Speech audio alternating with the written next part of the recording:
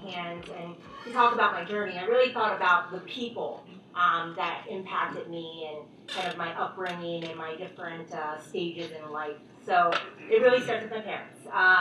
My parents were your typical immigrants.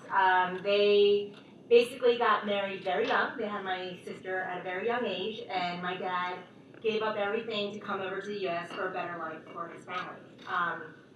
He never finished high school. My mother never finished high school. I found it very fortunate because they actually did not give me too much pressure. I know a lot of Asian American parents certainly give a little bit more pressure, but I'm thankful that I was the second born because all the pressure went to my older sister. So I had like no pressure. But they actually, you know, when I was thinking about to becoming an entrepreneur and how they influenced me, they definitely instilled a lot of great values in me. So they worked 12-hour jobs, 10-hour jobs. My dad worked at the Chinese restaurant. My mom worked at a maid at a hotel. She worked at a deli. She would wake up at 5 in the morning. And that was just the norm to me because that's all I knew. And so it really instilled in me about the hard work and doing what needs to be done. Then I'll move on to my sister. She's definitely, again, took a lot of the pressure off of me. But because she was so much older, she was kind of like a second mother to me. And again, my parents were working all the time, so she raised me a lot. She stayed at home. And she taught me a lot about humility. And I think that's something that you definitely need when you're starting a company, is you want to be proud of what you've done, but you also want to be humble. And I remember very clearly one instance where she definitely made me very humble, which is we were playing a game, we were doing a beauty pageant, I was so energetic, Madonna was big then, I did this whole talent show, and then they were about to announce the winner, my sister was going to announce the winner, and I thought I won because I'm the only person in the contest. But then she went on to tell me that I lost and that the winner had actually had already left and was an imaginary friend. So she definitely taught me how to be very humble from a young age. She also gave me the opportunity to go to Hong Kong. In my sophomore year of high school, she had already graduated from college. She moved to Hong Kong. We were very close, so she wanted me to be with her. So I actually I went over there my junior year. It actually became my senior year because I skipped a grade over there. And being in a different culture than I was used to because I was born and raised here, I really got immersed into the Asian culture. And I saw how much pressure my cousins were going through and some other relatives. It really made me appreciate what I had back at home. So when I came back, I still worked very hard. I went through the standard path of going through undergrad. I went to, as mentioned, University of Maryland. I graduated really quick. I graduated actually in 3 years. And then I went straight to, because I thought the degrees are what you would want to get, I went straight to MBA without any work experience.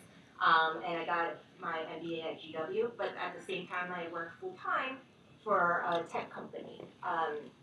And at that point I remember my main focus was working for big name companies, earning a lot of dollars so that my parents would be proud. Even though they never put the pressure, they always just thought it would be good to be in business, and we want the big name companies. And I remember my parents, anytime I would take a business trip, even if it was down to Texas, they were like, wow, they're flying me somewhere, and it was like such a proud moment for them.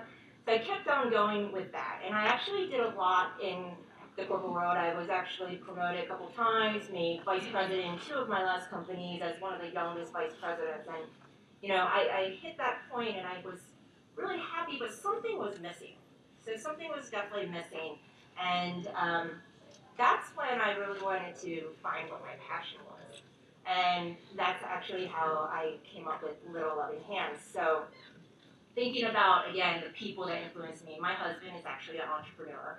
And he started a company with actually a friend of mine. And I watched him grow that company while I was working in corporate America. And I was kind of the stable job while he did that. But I always yearned for that. I watched him doing really exciting things with his company, growing it from 4 people in a living room all the way to now 800 people. And I really wanted to do something. And I also wanted to do something that of passion. And I've always been into charities. and charitable giving. And then I had two kids. I had two little girls, and I'm definitely very guilty of spoiling them. And then I thought back to my upbringing, and again, going back to really appreciating what you have. And I wanted to make sure that they understood to be grateful as well. And that's where I try to find charitable activities for them to get involved with, and there really wasn't much out there. And that's really how I came up with my business, which is called Little Loving Hands. Um, so I don't know how many people know about Little Loving Hands. We're fairly new. We started in November back in 2015. But what we do is we send out these craft kits, which every month we spotlight a different charity. And in these kits, we include all the materials for a kid to create a craft that becomes a gift, which is sent back to that charity. And also in that kit, it includes information about who, how, and why they're helping. And so we're a for-profit company, but we are spotlighting nonprofits that you can actually do social good as well as turn a profit as well. And so that's really how I got to where I am today. So I would encourage all of you to find your passion. You can be successful in that and really be able to do what you love and be able to follow your dreams on that.